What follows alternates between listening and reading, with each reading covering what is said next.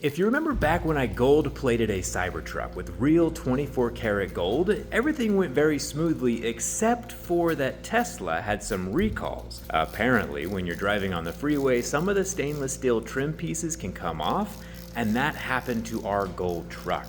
So we have gotten a replacement stainless steel piece that goes over the passenger side door, and now we have to re-gold plate it so it matches the rest of the truck. Luckily, the process isn't too complicated.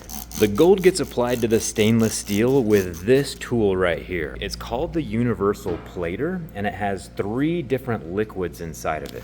The yellow right here is an electro cleaner. The middle one with the blue handle is an acid etch, like a gold strike. And then the actual gold itself is this purple goop right here. Amy is the one who helped us gold plate the entire truck. And so how many hours did it take us to do that whole thing? I want to say over 30, probably over 4 or 5 days. Yeah. What is the hardest part of gold plating stainless steel?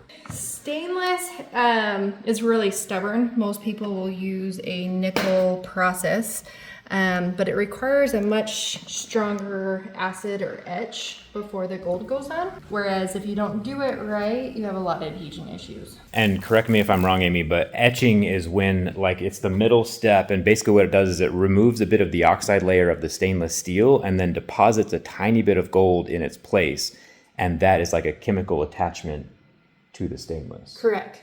Perfect. If you'll notice, Amy is keeping the metal really, really wet, and I believe that's because the volts and amps that are going into it are better conducted through liquid. Is that right? Yeah, so this actually where it shows that it's really wet, it's just hydrophilic. So we're breaking it into different sections. So I always do my pre-treatments, the electroclean and the Tri-Val Gold Strike, over a lot more of the area than where I'm actually going to do the gold plating.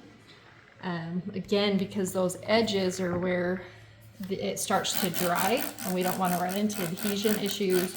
Or if you transition too quickly, you'll have noticeable lines in the different sections. So the technique that we're using is going to leave a nice smooth finish throughout the whole piece. Once the gold plating process is done, we can take it to Lux Automotive to get that same PPF, the paint protection film, applied over top that the rest of the gold Cybertruck has in place. That way the glossiness of the gold will match, and the gold will be protected against any flying rocks or debris as it's traveling along the freeway.